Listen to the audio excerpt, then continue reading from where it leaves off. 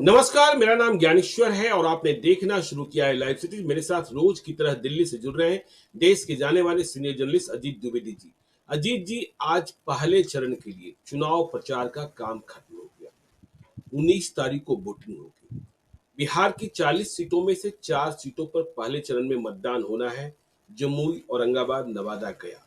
देखिए, चुनाव प्रचार तो सभी चरणों के मतदान के लिए हो रहा है। पहले चरण का चुनाव प्रचार खत्म हुआ है, लेकिन जो चुनाव प्रचार में हमने बात नोटिस की है कि इस बार 2014 और 2019 की तरह कोई तूफान नहीं है। बहुत ही नीरस चुनाव दिखाई पड़ रहा है। कार्यकर्ताओं में जोश नहीं दिखता है और जिस तरीके से 2014 और 2019 में मोदी मोदी मोदी मोदी यह गूंज भी उस तेज ध्वनि में सुनाई नहीं पड़ रही। वोट सबसे अधिक मोदी के नाम पर है, लेकिन प्रतिध्वनि की गूंज जो है वह इतनी तीव्र नहीं है कि आप रिजल्ट अनुमानित कर लें। और देखिए, अब ओपिनियन पोल भी आने लगे हैं। वो इस बात के संकेत दे रहे हैं कि नतीजे जो हैं वह 2019 की तरह नहीं है बिहार में। मतलब 40 में 39 नहीं होने जा रहा है। बात तो कही जा रही थी 40 में 40। वैसे देखिए, ओपिनियन पोल कई आ रहे हैं। एक और ओपिनियन पोल आया टीवी9 भारत बस के साथ, जिसने 31 सीटें ही दी है। 9 सीटें इंडिया अलायंस को दी है। लेकिन मैंने कल भी चर्चा की थी अपने वीडियो में सुबह की चाय में कि ओपिनियन पोल में हमने कई ऐसी सीटें भी देखी जहां उम्मीदवारों को जिता दिया गया है किसी भी पक्ष को, वहां अभी सामने से उम्मीदवार ही घोषित नहीं है। लेकिन ये प्रतिध्वनि कि वोट किसे, मोदी मोदी मोदी, हम नहीं सुन पा रहे हैं। ठीक उलट यदि हम बात करें तो जो चुप्पा वोटर है बिहार में, देखिए 2 तरीके के वोटर होते हैं। यादवों को आप पढ़ ले सकते हैं, भूमियार को पढ़ ले सकते हैं, कुशवाहा को पढ़ ले सकते हैं, राजपूत को पढ़ ले सकते हैं, ब्राह्मण को पढ़ ले सकते हैं। लेकिन चुप्पा वोटर जिसकी संख्या सबसे अधिक है, उसे आप पढ़ नहीं पाते हैं। और ये चुप्पा वोटर ही नतीजे निकाल देते हैं, क्योंकि ये सीधे बूथ पर जाते हैं और वोट डाल देते हैं, कास्ट कर देते हैं। तो इतना नीरस चुनाव, क्या आपको समझ, देखिए बिहार से आप भी रोज बिहार की खबरों को प्राप्त करते रहते हैं, लोगों से बात करते रहते हैं। हम एक एक सीट पर आएंगे पहले चरण के चुनाव में, जिन सीटों पर चुनाव हो रहे हैं, जहां प्रचार आज समाप्त हुआ है, उनके बारे में। लेकिन पहले पूरे तौर पर देखें कि बिहार में जो चुनावी शोर है उसके बारे में आपकी क्या राय है? देखिए ज्ञानेश्वर जी, एक तो चुनाव का पहला जो शोर होता है, जो उत्साह होता है, जो जी। जोश होना चाहिए था, वो इसी से फिजल आउट हो गया कि 7 चरण में चुनाव है।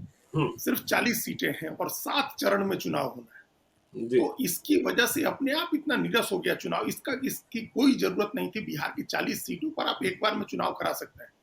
हम्म। अब पहले के जैसा कोई बूथ कैप्चरिंग का मामला नहीं है, कोई लूटमार का मामला नहीं है, कोई बैलेट बॉक्स छीनने का मामला नहीं है, कोई नक्सलिज्म का वैसा मामला नहीं है। आप 40 सीटों पर एक साथ चुनाव करा सकते थे। लेकिन पता नहीं किस वजह से चुनाव आयोग ने 40 सीटों पर 7 चरण में चुनाव कराने का फैसला किया। तो जी। पहली समस्या तो वहीं से शुरू हो गई कि हम्म। 7 चरण में चुनाव होगा और 7वां चरण 1 जून को है।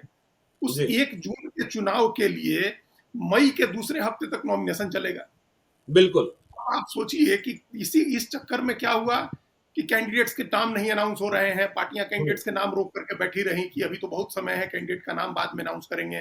कैंपेन जोर नहीं पकड़ सका कि अभी तो इधर बहुत टाइम है चुनाव का। तो ये एक बड़ा कारण रहा कि ओवरऑल जो माहौल बनता है, एक साथ पूरे बिहार में जो माहौल बनना चाहिए था, पूरे प्रदेश में जो माहौल बनना चाहिए था, जी। पटना में, मुजफ्फरपुर में, जो शहर है, हर जगह कोई माहौल, जहां से लोग पढ़ते हैं, जहां से लोग रीड हम्म। करते हैं, ये एक उत्सव है, लोकतंत्र का त्योहार है, एक लोकतंत्र का उत्सव है, उसको जहां से आप रीड कर सकते थे, पता चला कि वहां चुनाव नहीं है।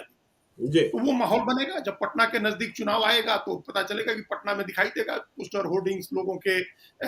दिल्ली से और जगह जगह से पत्रकार पहुंचने लगेंगे वहां, तो एक नहीं, माहौल बनेगा, दिखाई। इस बार अजीत जी जहाँ चुनाव हो रहे हैं, वहां भी झंडा पताका बहुत नहीं दिख रहे हैं। और ये बात भी सच है कि देखिए, मोदी की रैली के बाद भी मूड स्पष्ट होता नहीं दिख रहा है कि हाँ मोदी आ गए, नवादा आए, जमुई आए, कि मोदी के आने के बाद बिल्कुल सब कुछ स्पष्ट हो गया। वैसी स्थिति जो हम कह रहे थे कि 2019 में दिखाई पड़ रही थी, वैसी स्थिति नहीं दिखाई पड़ रही है कि जादू और मैजिक नहीं दिख रहा है। अब इसके भी दो कारण जो हमको समझ में आते हैं ज्ञानेश्वर जी, आप उस खेल के खिलाड़ी हैं, उस फील्ड के माहिर आदमी हैं। जी जितना कैंपेन आजकल सोशल मीडिया से पार्टियां करती हैं, कैंडिडेट करते हैं, वो थोड़े पहले की तरह पोस्टर होर्डिंग्स लगाएगा, वो उसको जरूरत नहीं है। वो ज्यादा जी लोगों के मोबाइल तक पहुंच रहा है सोशल मीडिया के जरिए, फेसबुक, ट्विटर के बिल्कुल जरिए, वेबसाइट्स के जरिए, यूट्यूब के जरिए वो लोगों तक पहुंच रहा है, अपना मैसेज कन्वे कर रहा है। एक एक आदमी के पॉकेट में पहुंचा हुआ है हर कैंडिडेट का कैंपेन और उसके बारे में। तो इसके लिए अब बहुत नॉइज करने की जरूरत नहीं है कि लाउड स्पीकर लगे हुए हैं और नारे गूंज रहे हैं, वो सब की अब जरूरत एक तो काफी कम हो गई है जरूरत।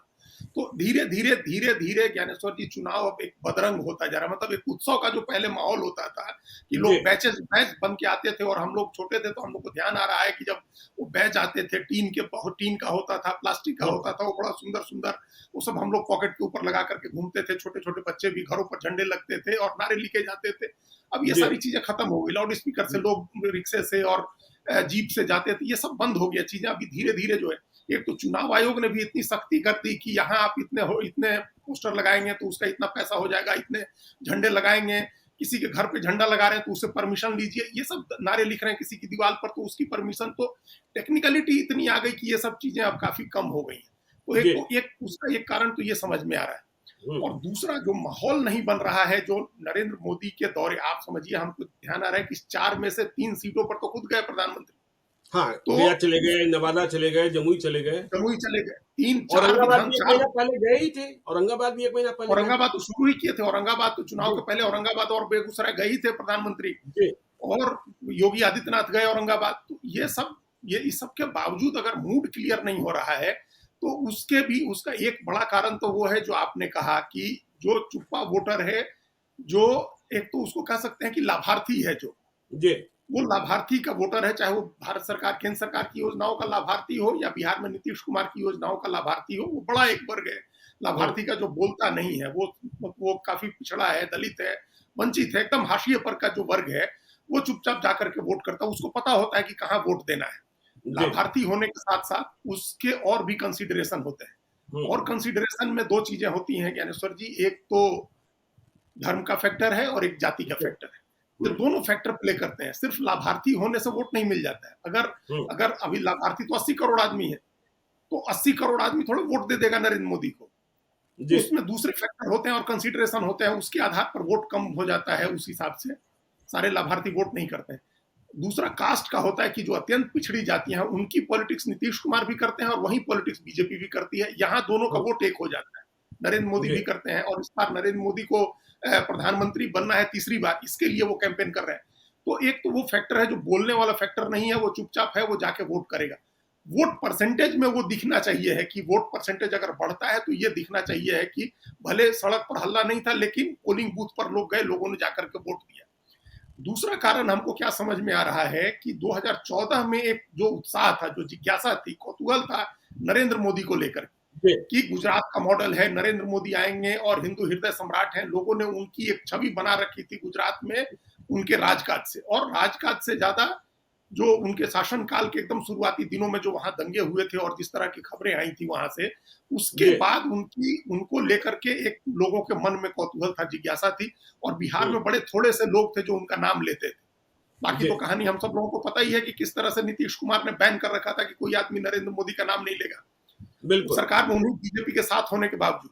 तो लोगों में जिस चीज को आप दबाइएगा, सप्रेस करिएगा, उसके बारे में लोगों की जिज्ञासा रहती है। तो लोग देखना चाहते थे, कौतूहल में। आपको याद है, हमको तो खूब ध्यान है, आप तो खैर वहां देखे होंगे जाकर के कि गांधी मैदान में नरेंद्र मोदी की रैली थी और बम विस्फोट हो रहे थे और लोग हट नहीं हाँ, रहे थे, वहां लोग जमा हुए। मैं तो वही था आप वहां रहे होंगे, हाँ बिल्कुल जी आप थे।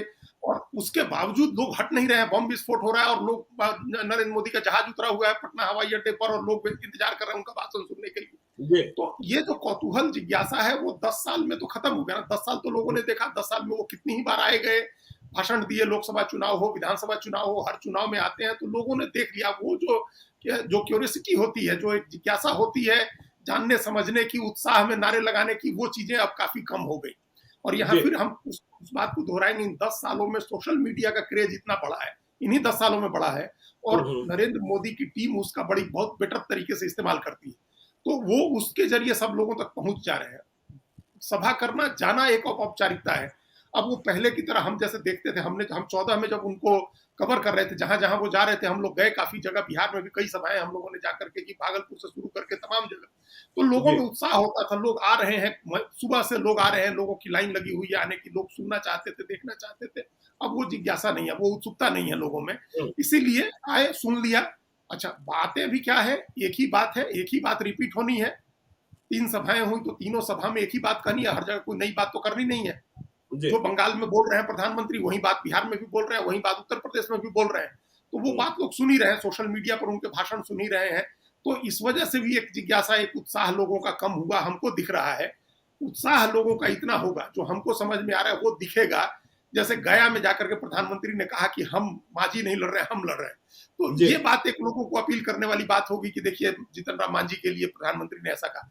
नई बात और क्या है, नई बात कुछ नहीं है। जो बात हर जगह कह रहे हैं वही प्रधानमंत्री कह रहे हैं। तो इसकी वजह से भी हमको लग रहा है कि अब हम चुनावी सभा में भीड़ देख करके या लोगों का रिस्पांस देख करके रुझान का अंदाजा नहीं लगा सकते हैं कि वो क्या नहीं, सोच रहा है। बिल्कुल आपने ठीक कहा जी। देखिए मेरा ये मानना ये है कि देखिए मोदी का विरोध नहीं है, आइडेंटिफाइड क्लास या आइडेंटिफाइड कास्ट को छोड़ दीजिए, लेकिन जो दूसरे लोग थे, फिर से हम करें आइडेंटिफाइड कास्ट और क्लास, जो दूसरे लोग अंधभक्त थे, अंध समर्थक थे, वो आज भी होंगे, लेकिन वो 2019 की तरह हिंदू हिंदू नहीं कर रहे हैं और मोदी मोदी नहीं चिल्ला रहे हैं।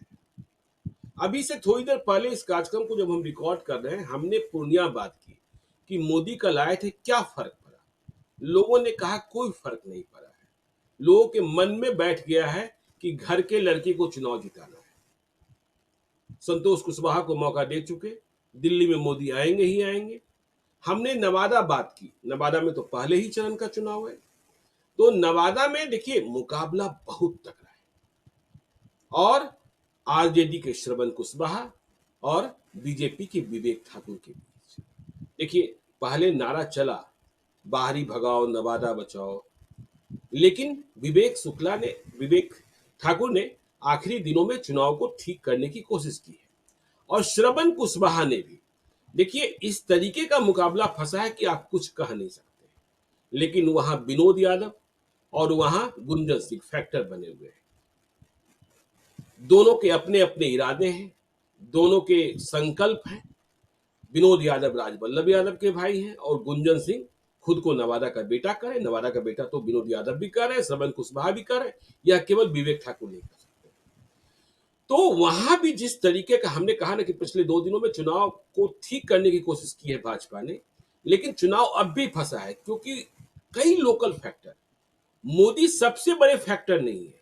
नवादा में हमने यह भी देखा कि अशोक महतो, जिनकी पत्नी मुंगेर में चुनाव लड़ रही हैं, वह मुंगेर में कितने कारगर होंगे यह बात की बात है, लेकिन नवादा में कारगर होते दिख रहे हैं। नीतीश कुमार के वोट बैंक में सेंधमारी कर दी, श्रवण कुशवाहा के कारण कुशवाहा वोट बैंक आ गया आरजेडी के पक्ष में। कुशवाहा वालों ने तो गजब ही कर रखा है कि जहां उनके उम्मीदवार, तो ये मतलब केवल मोदी फैक्टर नहीं है। नवादा की कहानी ये है अजीत जी। देखिए, अब इसको चुनाव को समझने के लिए, इस लोकसभा चुनाव को समझने के लिए इसके 3 लेयर पर समझना होगा। इसको 3 स्तर पर समझना होगा। पहला स्तर एक राष्ट्रीय स्तर है, जो दिल्ली से बैठ करके लोग देख रहे हैं। एक राष्ट्रीय स्तर है जो पूरे देश का एक फिनोमिनन है। उसमें दिख रहा है कि एक मजबूत नेतृत्व, हिंदुत्व का चेहरा, भारत विश्व गुरु हो गया, 2047 तक भारत विकसित भारत बन जाएगा। ये एक नैरेटिव है जो धारणा के स्तर पर आप देख रहे हैं, राष्ट्रीय स्तर से। जब आप राज्य में जाते हैं, जो दूसरा स्तर है, वहां जाकर के आपको देखना होता है कि अरे ये तो जो नेशनल नैरेटिव है वो स्टेट के लेवल पर काम नहीं कर रहा है। स्टेट के लेवल पर अपने अलायंसेज काम कर रहे हैं। जो अलग अलग पार्टियों के अलायंस हुए हैं, उन अलायंस का क्या ताकत है, क्या कमजोरी है, उनका क्या कास्ट समीकरण, कास्ट फैक्टर है, ये सब चीजें काम कर रही हैं। और फिर तीसरा लेयर है, जब आप सीट पर जाते हैं, कैंडिडेट्स जाकर के देखते हैं, लोकसभा क्षेत्र में जाते हैं, तो वहां जाने पर पता चलता है कि जो स्टेट का नैरेटिव है वो सीट पर काम नहीं कर रहा है। हर सीट पर अलग नैरेटिव बना हुआ है, हर सीट पर अलग कहानी बनी हुई है। कैंडिडेट्स की वजह से, कास्ट इक्वेशंस की वजह से, बागी उम्मीदवार की वजह से सीट पर जाकर के नया इक्वेशन आपको दिखेगा। तो इन 3 लेयर पर देखिएगा, 3 अलग अलग चीजें आपको दिखाई देंगी। आप जी हम लोग अभी जिस माइक्रो लेवल पर गए, सीट के लेवल पर, वहां हम्म, जाकर के निश्चित रूप से ये पता चलेगा कि नरेंद्र मोदी मेन फैक्टर नहीं है चुनाव की। जी राष्ट्रीय स्तर के राष्ट्रीय नैरेटिव में वो मेन फैक्टर है। हम्म, उससे एक धारणा बनी है, वो धारणा मतदाताओं के एक बड़े समूह को प्रभावित करेगी। उसके बाद स्टेट पर जो नैरेटिव बना है कि यादव है, मुसलमान है, उसके साथ सहनी है, उसके साथ कहीं कुशवाहा, फिर वो जाएगा जब नहीं सीट के लेवल धर्म पर। से अधिक जात, देखिए पहले चरण के चुनाव में हम यह देख रहे हैं, दूसरे चरण, तीसरे चरण, चौथे, पांचवें, छठे, सातवें में क्या होगा पता नहीं, क्योंकि हमने बिहार विधानसभा चुनाव 2020 भी देखा कि पहला चरण, दूसरा चरण कुछ और था, और फिर बाद के चरणों में चुनाव कैसे बदल गया था। लेकिन पहले चरण के चुनाव में यह देख रहे हैं कि जात बहुत हावी है, बहुत हावी है, धर्म से अधिक हावी दिख रहा है। जात जात को ही वोट देंगे, और किसके वोट बैंक में, किस जाति के वोट बैंक में कितनी सेंधमारी कर ले, हमें वह नहीं दिखा कि हाँ हिंदू राष्ट्र, मोदी मोदी, हिंदू महानायक, वो नहीं दिख रहा है। नवादा में भी हमने नहीं देखा। देखिए, कास्ट तो है ही, कास्ट सबसे बड़ा फैक्टर होता है। धर्म से जी हमेशा धर्म आप धर्म बदल सकते हैं, धर्म बदलने के बाद भी जाति नहीं बदलती है। तो कास्ट तो सबसे बड़ा फैक्टर है। भारतीय समाज जी की जो आधारभूत संरचना है उसमें सबसे मुख्य तत्व कास्ट है, जाति नहीं बदल सकती है। और जी उस जाति की जो पहचान है वो पहले से और ज्यादा मजबूत हो गई। हर बिल्कुल। जाति किसी तरह से सत्ता में हिस्सेदारी के लिए कोशिश कर रही है। उसको है कि उसकी जाति का जो भी कैंडिडेट है वो चुनाव जीते, बाकी हम्म, जगह फिर वो किसी और को दे देगा। आइडियोलॉजी बाद में आज आ रही है, पार्टी के प्रति प्रतिबद्धता बाद में आ रही है, नेता के प्रति समर्पण बाद में आ रहा है, जाति हम्म, के प्रति सबसे पहले आ रहा है, इसमें कोई संदेह नहीं है। लेकिन जो राष्ट्रीय नैरेटिव जिसकी बात हम कर रहे थे, उससे जो धारणा बनती है वो काफी दिमाग को प्रभावित करती है एक हद तक। और कई बार थोड़े समय के बाद क्या हो जाता है कि चीजें कंसोलिडेट हो जाती हैं। और जी जब चीजें कंसोलिडेट हो जाती हैं तो फिर आपको बार बार दोहराने की जरूरत नहीं होती।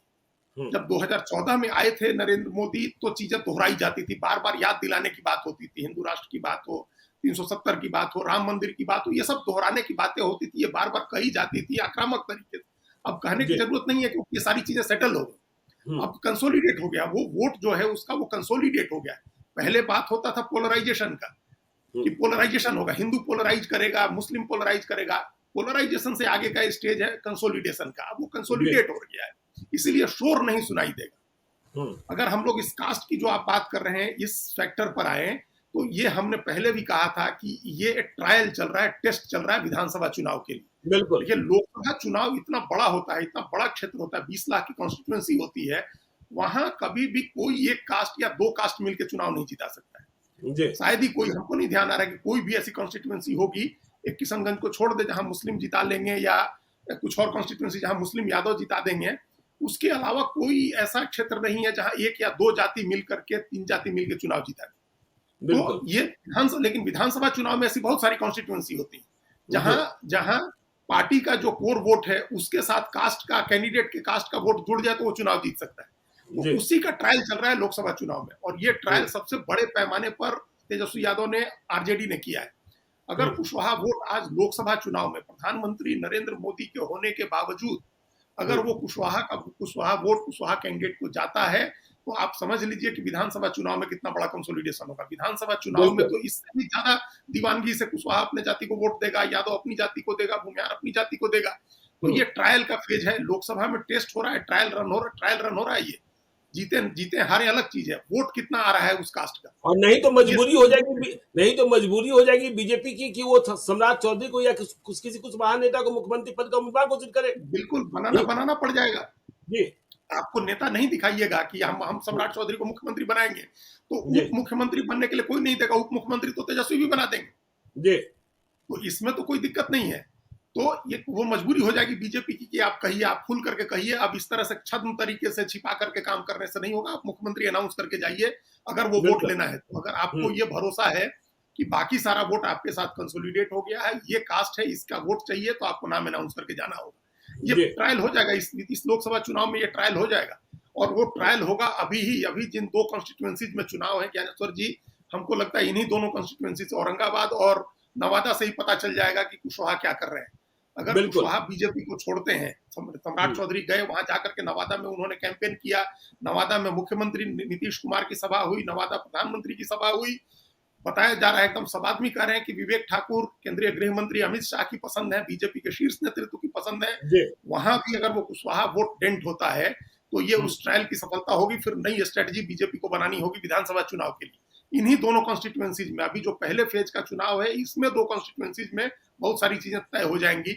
और आपने जैसा कहा, विधानसभा चुनाव में हम लोगों ने देखा था कि पहला 2 चरण एकदम जा रहा था आरजेडी के तरफ, आरजेडी कांग्रेस अलायंस की तरफ, जो पूरा दिख रहा था कि उनके पक्ष में है। लेकिन बाद के चरणों में बदला चुनाव, बीच में मिड कोर्स में करेक्शन किया, अपना कोर्स करेक्शन किया मिड वे में बीजेपी ने, और उसके बाद उन लोगों ने चुनाव बदला। बीजेपी ने प्रधानमंत्री हर सभा में नीतीश कुमार को ले जाने लगे। अभी भी खैर उन्होंने छोड़ दिया है, तो अभी तो 2 सभा में गए नहीं नीतीश कुमार उनके साथ। जी नहीं, देखिए तो नहीं गया था ना, गया और क्यों नहीं है? हाँ, नहीं गए अजीत जी। खबर ये, जब हम डिप्टी सीएम की बात कर रहे हैं, खबर ये है कि अगली रणनीति ये है कि अभी ही मुकेश सहनी को डिप्टी सीएम घोषित कर दो। महागठबंधन में यह बात भी चल रही है। और देखिए, आपने औरंगाबाद की बात की, एबीपी सी वोटर ने तो कह दिया कि औरंगाबाद बीजेपी लूज कर गई, मतलब सुशील कुमार सिंह चुनाव हार गए, अभय कुशवाहा चुनाव जीत गए। यदि एबीपी सी वोटर को माने तो इसका मतलब कुशवाहा का वोट तो वहां गया आरजेडी के पक्ष में। देखिए, वैसे मैं मानता हूं लाइव सिटी ने जो वहां पता किया, या ग्राउंड जीरो पर जो हमारे लोग हैं, वह यह मानने को तैयार नहीं है कि आज की तारीख में औरंगाबाद में आप किसी एक को जीत दिलाते।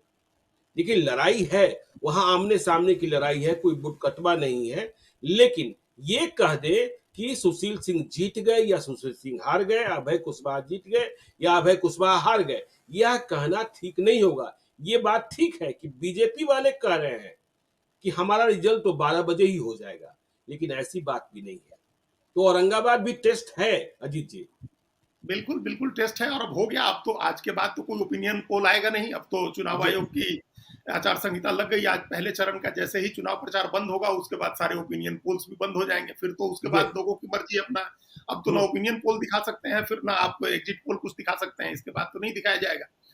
अब वो तो नतीजे के दिन ही पता चलेगा 4 जून को। लेकिन ये बात आप ठीक कर रहे हैं कि अभी जिस तरह से इतना नजदीकी चुनाव होने पर कोई आदमी डंके की चोट पर नहीं कर सकता है, 2 टूक आप नहीं कह सकते हैं कि ये जीत रहे हैं, ये हार रहे हैं। लेकिन वहां दिखा निश्चित रूप से, योगी आदित्यनाथ गए, उन्होंने जाकर के भाषण दिया, सुशील सिंह के लिए वोट मांगे उन्होंने। और एक जो नाराजगी थी, एक जो कहा जा रहा था कि राजपूतों की नाराजगी की जो बात देश भर में हो रही है, वो कम से कम बिहार में नहीं है। बगल के औरंगाबाद से सटे झारखंड में है। झारखंड में तो बड़ी नाराजगी है, दोनों टिकट कट गई, इसकी वजह से झारखंड में नाराजगी है। पश्चिमी उत्तर प्रदेश में है नाराजगी, गुजरात में है, कई जगह महापंचायत हुई है, लेकिन वैसी नाराजगी बिहार में नहीं है। तो वो वोट अल्टीमेटली अगर कुछ नाराजगी रही होगी सुशील कुमार सिंह से, वो आ जाएगा, वो वोट उनके साथ आ जाएगा। में मुख्य जो वहां ये देखने की बात है, जो हम लोग ट्रायल टेस्टिंग की बात कर रहे थे, वो कुशवाहा वोट का ही है। वो वोट कितना कमिटमेंट शो करता है कि बीजेपी ने उसकी जाति के एक नेता को सबसे बड़ा नेता बनाया है, प्रदेश की कमान सौंपी है। बिहार जैसे बड़े प्रदेश की कमान बीजेपी ने सम्राट चौधरी को दी है। वो प्रदेश अध्यक्ष भी हैं, वो मुख्यमंत्री हैं। आज के तारीख में शैडो सीएम की भूमिका वो निभा रहे हैं। मुख्यमंत्री के बाद उनकी हैसियत है, हर जगह बीजेपी उनको आगे की हुई है। तो अगर उनकी जाति इस तरह से आइडेंटिफाई नहीं करती है अपने को उनके साथ अभी, तो इसका मतलब कि कुछ और करने की जरूरत है। या ये भी हो सकता है कि भाई लोकसभा चुनाव में तो सम्राट चौधरी को प्रधानमंत्री बनना नहीं है, जब उनको मुख्यमंत्री बनने की बात आएगी तो हम लोग साथ जाएंगे। तो ये ट्रायल होगा अभी इन दोनों सीटों पर। ये नवादा सीट पर भी होगा ज्ञानेश्वर जी, और औरंगाबाद सीट पर भी होगा। और उसका जो भी औरंगाबाद की सीट पर हो रहा है, उसका असर निश्चित रूप से काराकाट में होगा। जो नवादा पर हो रहा है, उसका असर जहानाबाद में होगा, उसका असर मुंगेर में होगा। ये एक जगह की बात नहीं है, इसका रिपल इफेक्ट होता है। एक बार जब लहर उठेगी तो उसका पूरे प्रदेश में वो लहर दिखेगी। इसमें कोई संदेह नहीं है। लहर दिख रही है, लहर तो दिखने ही लगा है ना, कि भूमियार भी इस बार बंधुआ मजदूर बनते नहीं दिख रहे हैं बीजेपी के। वे अपनी जाति के उम्मीदवार को देख रहे हैं। और लालू यादव ने चाल चल दी कि यदि आप काराकाट छोड़ दीजिए तो शायद ही कोई ऐसा लोकसभा क्षेत्र है जहां जात के खिलाफ जात लड़ाया हो इंडिया ब्लॉक ने। तो लालू यादव ने तो इस बार सदी हुई चाल चली है।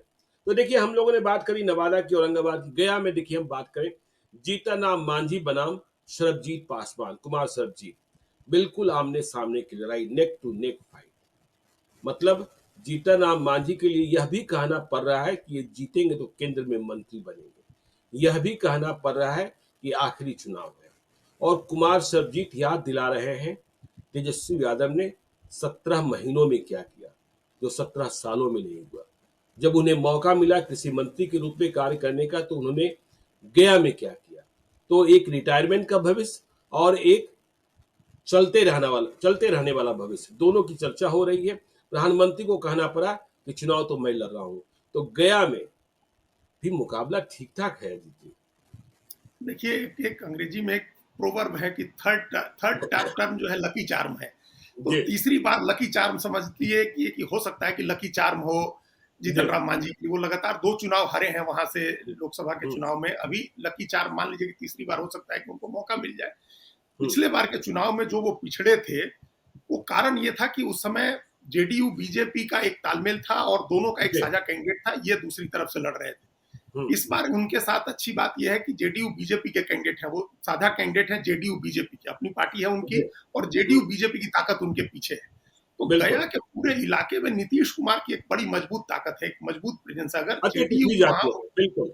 अति पिछड़ी अति जातियों पिछड़ा। में और अपनी जाति का वोट तो उनके साथ आएगा ही कुछ, हम्म। और बीजेपी की वजह से जो सवर्ण वोट है वो उनके साथ जाना चाहिए। वो जी। गया रिजर्व होने के बावजूद अच्छी खासी सवर्ण आबादी भी है वहां और अति पिछड़ों की आबादी है। नीतीश कुमार उस इलाके के नेता हैं। तो इस बार ये जो इक्वेशन है, जो पिछली बार एकदम ही वो डिसएडवांटेजस पोजीशन में थे। देखिए, उनको बहुत कम वोट आया था पिछली बार जब वो चुनाव लड़े थे और अंतर काफी था उनके और जेडीयू कैंडिडेट के बीच में। जी।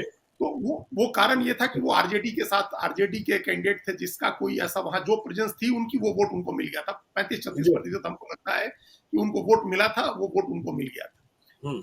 अब उनके साथ क्या है कि जो 48-46% के करीब वोट, 48% हमको जहां तक ध्यान आ रहा है जेडीयू बीजेपी के कैंडिडेट को मिला था, उसमें कुछ इजाफा होगा। जेडीयू बीजेपी के साझा कैंडिडेट हुए हैं जीतन राम मांझी। जी। तो एक तरह से अभी पिछली दोनों बार की स्थिति से अभी बेटर पोजीशन में वहां चुनाव लड़ रहे हैं जीतन राम मांझी।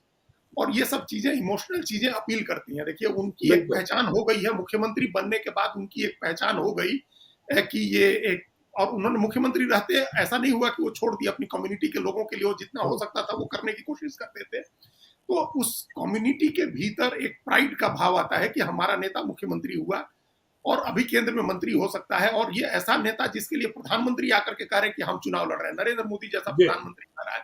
तो ये सब चीजें उनकी कम्युनिटी में भी ये बात हमको लगता है कि अपील करेगी। और जेडीयू बीजेपी का कंबाइंड वोट, मतलब इसके पहले दोनों चुनाव आप याद करिए 14 में कैसे लड़ रहे थे वो, और जी। 19 में कैसे लड़ रहे थे। लेकिन अजीत जी बताएं, तेजस्वी यादव बहुत कॉन्फिडेंट हैं गया को लेकर कि गया तो हम जीत ही रहे हैं। कुमार सर्दीप ने बढ़िया मुकाबला किया, इसमें कहीं कोई शक नहीं। चलते हैं जमुई, मुकाबला आमने सामने का है। चिराग पासवान के बहनोई अरुण भारती और राजद से अर्चना रविदास। एबीपी सी वोटर ने तो जमुई का नतीजा बता दिया कि वहां से अरुण भारती चुनाव जीत रहे हैं, और केवल जमुई का ही नतीजा नहीं बताया, यह भी कह दिया ओपिनियन पोल में कि चिराग पासवान एक भी सीट, जो उन्हें 5 सीटें मिली है, जमुई है, वैशाली है, समस्तीपुर है, हाजीपुर है हाजीपुर है। और खगड़िया है, ये सभी 5 सीटें वो चुनाव जीत रहे हैं।